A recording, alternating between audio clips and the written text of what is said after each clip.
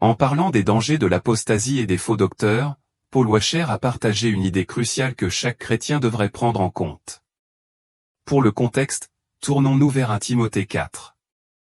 Washer met en garde contre les « doctrines de démons », un terme qui fait référence aux agents du diable.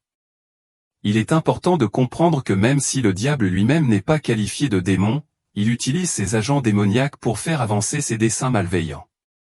Ce concept est encore souligné dans une Pierre 5h8, qui dit « Soyez sobres, veillez ». Votre adversaire, le diable, rôde comme un lion rugissant, cherchant qui il dévorera. De cela, nous pouvons déduire que le diable opère par l'intermédiaire d'agents ou des entités malveillantes qui servent ses fins. Ces agents peuvent en effet être des démons, mais il existe un groupe plus subtil en jeu dans notre monde moderne. Ces agents contemporains ne ressemblent pas toujours aux démons traditionnels, ils ne se présentent pas avec des signes ou des sons évidents qui crient « agents du diable ». Au lieu de cela, ils se fondent dans la masse et apparaissent comme des personnages ordinaires, peut-être même bénins. Wacker souligne que ces agents sont souvent qualifiés des « esprits trompeurs ». Historiquement, le terme « esprit trompeur » désignait à l'origine un vagabond. Au fil du temps, il a fini par désigner un trompeur, un séducteur ou un imposteur ou quelqu'un qui voyage d'un endroit à un autre, se présentant comme quelqu'un qu'il n'est pas, trompant et induisant en erreur les gens avec des mensonges. Paul faisait peut-être référence à ces faux enseignants itinérants qui lui causaient de sérieux problèmes. Le véritable danger des faux enseignants est leur capacité à se présenter comme des porteurs de vérité tout en ne délivrant que des enseignements contrefaits. Comme le prévient Matthieu 24h4, car il s'élèvera de faux Christ et de faux prophètes, ils feront de grands prodiges et des prodiges au point de séduire, s'il était possible, même les élus. Ces faux enseignants promettent la paix mais apportent le désespoir et le désespoir, offrant tout ce qui contredit la paix véritable. En résumé, Washer souligne la nécessité de la vigilance. Les faux docteurs et les esprits trompeurs peuvent être incroyablement subtils, ce qui rend d'autant plus important pour les chrétiens de faire preuve de discernement et de s'enraciner dans la vérité de la parole de Dieu. Le danger des faux prophètes réside dans leur capacité à vous dire précisément ce que vous voulez entendre. Ils promettent la prospérité, une bonne santé et une vie de bénédictions infinies, en peignant une image de résultats uniquement positifs. Cependant, ils ne parviennent pas à aborder le message de Jésus-Christ, qui nous appelle à la repentance et à nous éloigner du péché. Ces prophètes offrent une façade réconfortante tout en négligeant l'appel essentiel à la transformation spirituelle. Prenons un moment pour réfléchir à une question cruciale, lorsque le diable vous regarde, que voit-il ? Voit-il quelqu'un qui est une cible facile, spirituellement vulnérable et ouvert aux attaques ? Vous perçoit-il comme perdu, découragé ou sur le point de céder? Il est essentiel de se rappeler que dans le domaine spirituel, rien n'est caché. L'examen minutieux du diable est précis et il peut discerner nos faiblesses et nos vulnérabilités avec une précision extrême. Prenons l'exemple d'Actes 19, où nous voyons une démonstration extraordinaire de la puissance de Dieu à travers Paul. La Bible raconte que Dieu a accompli des miracles remarquables par l'intermédiaire de Paul, à tel point que même des mouchoirs et des tabliers qui avaient touché sa peau étaient apportés aux malades, guérissant leurs maladies et chassant les mauvais esprits. Pourtant, dans Actes 19, 13-16, nous rencontrons un contraste frappant. Certains exorcistes juifs ont tenté d'invoquer le nom de Jésus sur des possédés par des démons, en disant « Au nom de Jésus que Paul prêche, je vous ordonne de sortir ». Parmi ces exorcistes se trouvaient les 7 fils de Séva, un grand prêtre juif. Lorsqu'ils ont essayé d'utiliser cette formule, l'esprit maléfique a répondu « Je connais Jésus et je connais Paul, mais qui êtes-vous » Le résultat a été une démonstration spectaculaire de la puissance de l'esprit, l'homme possédé a maîtrisé les exorcistes, les a battus violemment, les obligeant à fuir la maison nus et blessés. Cette histoire illustre un point crucial, la puissance et l'autorité de Jésus et de ses serviteurs ne se limitent pas à l'invocation de noms ou de formules, elles concernent une relation authentique, une autorité spirituelle et une onction divine. Cela nous rappelle que le monde spirituel n'est pas influencé par des gestes superficiels, mais par une foi authentique et la véritable présence de Dieu. En résumé, ce passage nous encourage à réfléchir profondément à notre propre condition spirituelle et à notre préparation. Sommes-nous vulnérables à la tromperie? Sommes-nous dotés d'une véritable autorité spirituelle et d'une foi authentique, ou nous appuyons-nous sur des rituels vides de sens? Le regard du diable est pénétrant, et il est essentiel que nous restions vigilants et ancrés dans la véritable puissance du Christ. Revoyons Actes 19h15, un jour, l'esprit malin leur répondit, « Je connais Jésus, et je sais qui est Paul.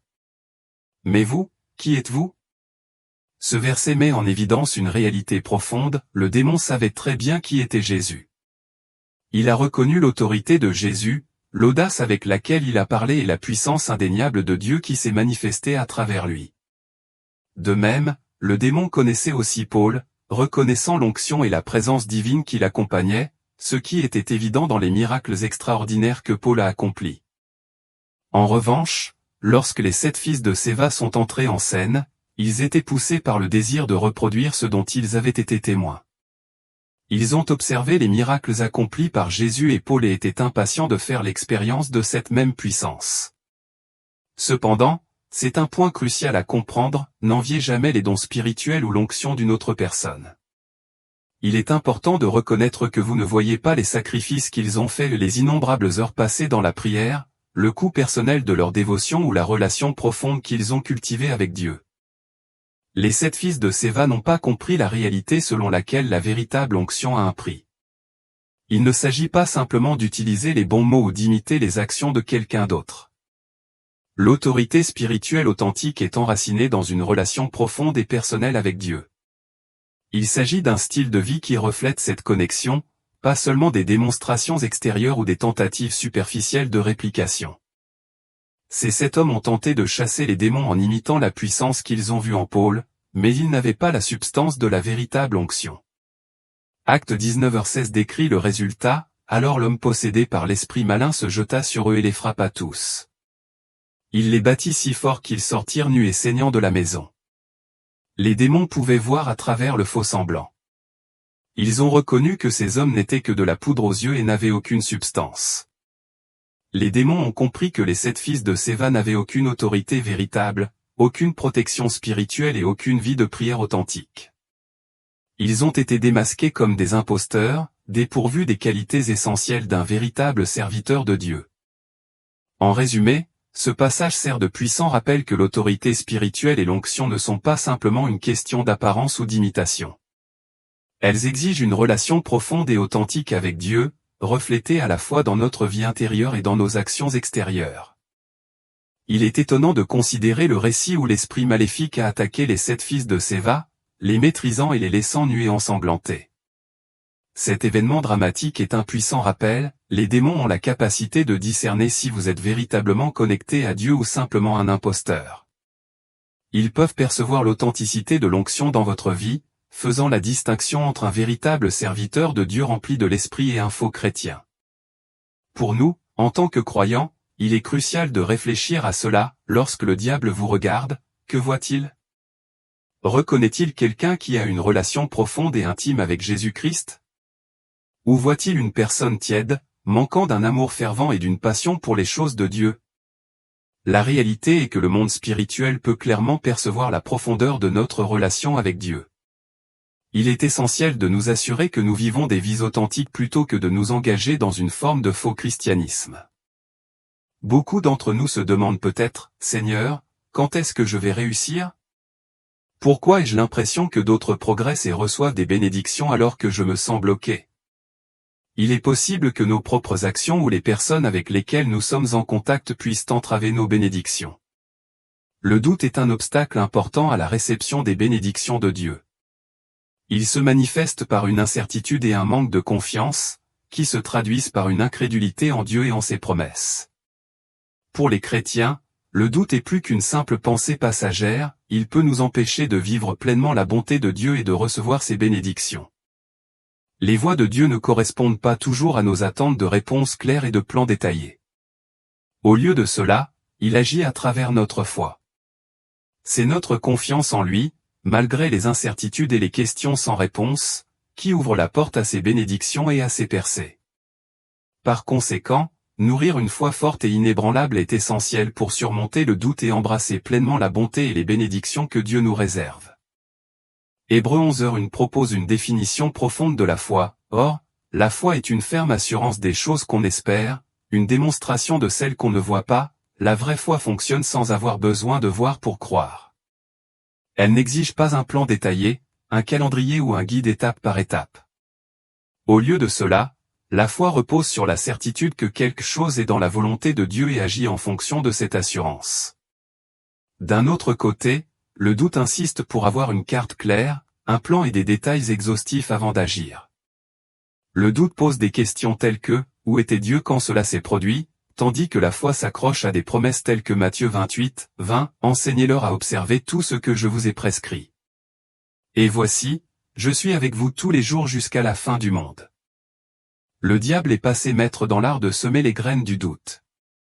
Son but est de vous faire remettre en question la parole de Dieu, ses plans et ses promesses. Le doute sert à éroder votre relation avec Dieu, conduisant au découragement et à l'incertitude. Cela nous amène à nous demander si Dieu est vraiment un pourvoyeur, s'il peut encore guérir ou s'il peut offrir une protection.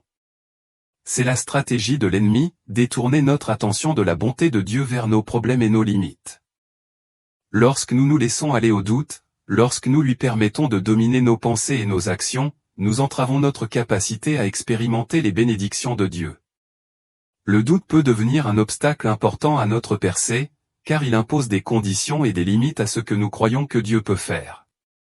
Pour recevoir pleinement la joie et les bénédictions que Dieu a préparées pour nous, nous devons nous élever au-dessus du doute et rester fermement dans la foi, confiant que même sans voir ni comprendre, Dieu est avec nous et travaille en notre faveur. Je vous encourage à combattre et à surmonter activement le doute par une foi inébranlable. En nourrissant votre foi, vous chassez le doute et détruisez l'incrédulité. Souvent, les gens entravent leur propre percée ou bénédiction en insistant pour faire les choses à leur manière. En tant qu'être humain, nous avons une tendance naturelle à vouloir contrôler les circonstances selon notre propre calendrier et nos propres méthodes. Considérez la traduction amplifiée d'Isaïe 40, 31, « Mais ceux qui s'attendent au Seigneur, qui l'attendent, le cherchent et espèrent en lui, acquerront une nouvelle force et renouvelleront leur puissance. Ils lèveront leurs ailes et s'élèveront près de Dieu comme des aigles qui s'élèvent vers le soleil. Ils courront et ne se fatigueront pas, ils marcheront et ne se fatigueront pas. » Ce verset illustre magnifiquement la force et le renouveau qui découlent de l'attente de Dieu. Attendre signifie abandonner le contrôle. Tout comme nous attendons dans un cabinet médical ou dans un aéroport ou des endroits où nous sommes impuissants à changer la situation, à attendre Dieu exige la même patience et la même confiance. Malgré cela, beaucoup de gens croient à tort qu'ils peuvent contourner la période d'attente et atteindre leurs objectifs par leurs propres efforts. Au lieu de faire confiance à Dieu pour qu'il leur offre la bonne opportunité au bon moment, ils peuvent se précipiter dans certaines situations ou prendre des décisions par peur de passer à côté. Par exemple, au lieu d'attendre que Dieu leur apporte le bon conjoint, certains peuvent se contenter d'un partenaire inégal par impatience, bloquant ainsi leur propre bénédiction. Attendre Dieu ne doit pas être considéré comme passif ou ennuyeux. Ce n'est pas un état d'impuissance mais une position de paix avec le plan de Dieu. Cela signifie que vous êtes en harmonie avec son calendrier et que vous avez pleinement confiance en son programme. Lorsque vous prenez les choses en main, vous risquez de passer à côté des bénédictions qui découlent de l'alignement avec le plan parfait de Dieu. Ceux qui attendent le Seigneur, qui placent leur confiance et leur foi en lui, expérimenteront sûrement sa bonté et verront la réalisation de ses promesses. L'une des principales raisons pour lesquelles les gens entravent souvent leur propre bénédiction est l'incohérence, cette approche par à-coup dans leur relation avec le Seigneur. Une vie incohérente crée une vie de contradiction, qui ne correspond pas à la fidélité constante que Dieu attend de nous. Hébreux 13h8 nous dit, Jésus-Christ est le même hier, aujourd'hui, et éternellement. Ce verset souligne la nature immuable du Christ. Il reste constamment fiable et fidèle. En tant que croyants, pour accepter pleinement les bénédictions que Dieu a pour nous et pour vivre les percées et les victoires promises en Christ, nous devons nous aussi être cohérents. La cohérence est cruciale dans tous les aspects de notre vie spirituelle. Nous devons être inébranlables dans notre vie de prière, dans la méditation de la parole de Dieu et dans une vie de pureté. Une vie marquée par un engagement hésitant, avec un pied dans la foi et l'autre en dehors, reflète une foi tiède. Au lieu de cela, nous devrions nous efforcer de nous consacrer sans faille, de résister constamment aux tentations du diable et de poursuivre résolument une relation avec Dieu. Considérez l'exemple de Daniel, qui a prié pendant 21 jours avant de recevoir une réponse de Dieu. Son engagement à prier constamment pendant cette période illustre le genre de dévouement dont nous pouvons tous nous inspirer. Une telle persévérance et un tel dévouement sont essentiels pour connaître une percée. En réfléchissant à votre vie, demandez-vous si l'incohérence pourrait bloquer vos bénédictions. Vous trouvez-vous dévoué un jour et indifférent le lendemain? Êtes-vous en feu pour Dieu un moment et froid le suivant? Les véritables percées viennent souvent d'un dévouement quotidien et constant à Dieu. Il s'agit d'être constant, même lorsque cela semble difficile. À tous ceux qui nous écoutent, surmontez le doute dans votre vie en vous immergeant dans la parole de Dieu. Méditez sur les Écritures et laissez-les imprégner votre esprit et votre cœur. En attendant patiemment le Seigneur, rappelez-vous qu'il renouvellera votre force. Soyez cohérents et pleinement engagés envers Christ. Votre percée et vos bénédictions sont étroitement liées à cet engagement inébranlable.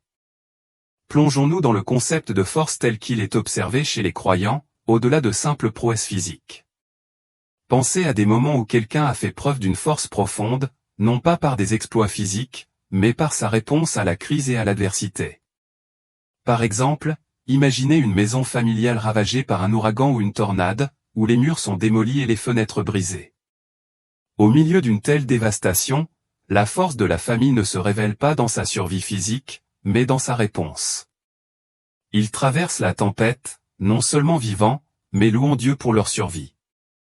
Il s'agit d'un autre type de force, une force qui brille de mille feux face à la calamité. Considérez l'histoire de Joseph dans la Bible. Sa force a été mise à l'épreuve d'une manière que peu de gens peuvent imaginer. Trahi par ses propres frères, laissé pour mort et vendu comme esclave, Joseph a dû faire face à des difficultés inimaginables. Pourtant, il a fait preuve d'une force qui dépassait les capacités humaines. Lorsque ses frères, qui lui avaient fait tant de tort, sont venus à lui dans leur moment de besoin, la réponse de Joseph a été pleine de grâce et de pardon. Il ne s'est pas contenté de lui dire « Je vous pardonne ». Au contraire, Genèse 50, 19-21 rapporte ces paroles, Joseph leur dit « Ne craignez pas, car suis-je à la place de Dieu? Vous aviez médité de me faire du mal, mais Dieu l'a changé en bien pour faire en sorte que beaucoup de gens soient conservés comme ils le sont aujourd'hui. N'ayez donc pas peur, je prendrai soin de vous et de vos enfants. » Ainsi les réconforta-t-il et leur parla avec bonté. La capacité de Joseph à pardonner à ses frères était enracinée dans une force divine, une force qui vient du Seigneur. Un tel pardon et une telle grâce ne sont pas le produit de la seule volonté humaine, ils sont des manifestations de la grâce de Dieu à l'œuvre en nous. Ce genre de force, qui pardonne, pourvoit et réconforte face à la trahison, nous montre la puissance de la grâce et de la résilience dans la vie du croyant. La vraie force se trouve dans la réponse aux épreuves avec foi, pardon et un cœur aligné sur les desseins de Dieu. Quelle que soit notre confession, qu'elle soit catholique, baptiste ou toute autre branche du christianisme, chaque croyant en Jésus-Christ devrait s'efforcer de cultiver sa force et sa confiance dans le Seigneur. La force et la confiance ne sont pas des choses avec lesquelles nous nous réveillons simplement, elles se construisent par l'expérience et la foi. Prenons l'exemple de David. Il n'a pas eu spontanément le courage d'affronter Goliath. La Bible nous dit dans 1 Samuel 17, 34-36, « Mais David dit à Saul, ton serviteur gardait les brebis de son père. Et quand un lion ou un ours venait prendre une brebis du troupeau, je le poursuivais, je le frappais et je l'arrachais de sa gueule. Et s'il se dressait contre moi, je le saisissais par la barbe, je le frappais et je le tuais. Ton serviteur a tué des lions et des ours, et ce Philistin incirconcis sera comme l'un d'eux, car il a défié les armées du Dieu vivant. » La rencontre de David avec les lions et les ours n'était pas simplement une série d'événements aléatoires, il s'agissait de tests divins destinés à fortifier sa force et son courage. À travers ces épreuves, Dieu a préparé David au défi monumental d'affronter Goliath. De même, dans nos propres vies, Dieu orchestre divers tests et défis pour nous aider à grandir et à devenir plus forts dans notre foi. Chaque test a un but unique, l'un peut être destiné à approfondir votre compréhension de la parole de Dieu, un autre peut améliorer votre vie de prière, ou peut-être servira-t-il à cultiver la patience là où vous en manquez. Ces épreuves ne sont pas sans but. Elles sont soigneusement conçues pour nous affiner et construire notre caractère dans le Seigneur. Si vous luttez contre l'orgueil, Dieu peut utiliser des expériences pour vous humilier et rediriger votre attention vers son royaume. À travers chaque épreuve, vous apprenez à faire plus profondément confiance à Jésus. C'est grâce à cette confiance profonde que vous découvrez la véritable force. La capacité de David à affronter Goliath provenait de sa confiance inébranlable en Dieu. Il avait déjà fait l'expérience de la délivrance de Dieu et avait confiance que le même Dieu qui l'avait aidé à vaincre les lions et les ours serait avec lui face à Goliath. Cette confiance profonde était la véritable source de force de David, et c'est à travers notre propre confiance en Jésus que nous trouvons également notre véritable force. La remarquable capacité de Joseph à pardonner à ses frères était enracinée dans sa confiance inébranlable en Dieu. Il croyait que ce qui était destiné au mal, Dieu le transformerait en son bien. Cette confiance profonde était la source de sa force.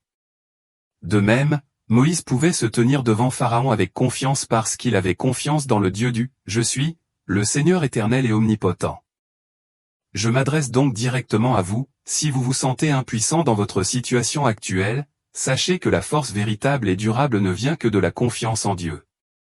Tant que vous ne placez pas votre confiance totale en lui, que ce soit pour la guérison de votre famille ou pour surmonter une difficulté personnelle, vous risquez de continuer à ressentir le besoin d'abandonner. Ésaïe 40, 29 nous rassure, Dieu donne de la force à ceux qui sont fatigués et augmente la force des faibles. La confiance en Dieu apporte l'intrépidité, la ténacité et le courage. Prenez Pierre, par exemple, lorsqu'il marcha sur l'eau, c'était uniquement parce qu'il avait une confiance absolue en Dieu. Les lois naturelles de la gravité et de la physique étaient suspendues parce que sa confiance était totale. Mais lorsque le doute s'est installé et que sa confiance a vacillé, il a commencé à couler. Cela illustre une vérité essentielle, les plus forts d'entre nous sont ceux qui font entièrement confiance à Dieu. Considérez Job, sa fidélité à travers d'immenses souffrances a été soutenue par sa profonde confiance en Dieu. La volonté d'Abraham de sacrifier son fils unique, son enfant miracle tant attendu, a été rendue possible par sa profonde confiance dans le Seigneur. Alors, laissez-moi vous poser cette question, possédez-vous une véritable force? Faites-vous entièrement confiance à Dieu? Je prie personnellement pour une foi sans frontières, une croyance qui transcende les limites. J'aspire à faire confiance à Dieu avec chaque partie de mon être, croyant qu'il peut accomplir l'impossible, qu'il peut m'utiliser pour sa gloire et me guérir des blessures d'un passé douloureux. J'aspire à une confiance qui ne connaît pas de limites. Lorsque je lis dans la Bible que Dieu combattra pour moi et que je dois me taire, je veux n'avoir aucun doute que la bataille soit contre des forces démoniaques ou tout autre adversaire, Dieu combattra effectivement pour moi. Je vous exhorte à placer toute votre confiance en Dieu, à lui faire confiance avec chaque partie de votre être, sans hésitation ni calcul. Lorsque la peur tente d'empiéter sur votre vie, rappelez-vous ces paroles rassurantes, vous appartenez à Dieu, et en lui, il n'y a pas de place pour la peur. La peur n'est pas de Dieu, c'est un outil de l'adversaire. Le diable cherchera toujours à miner tout ce qui vient de Dieu, nous devons donc rester vigilants. Alors que Dieu représente la victoire, le triomphe, l'audace, la paix et l'amour pur, le diable représente la peur, l'anxiété et l'inquiétude, des éléments qui visent à vous distraire de votre concentration sur Dieu.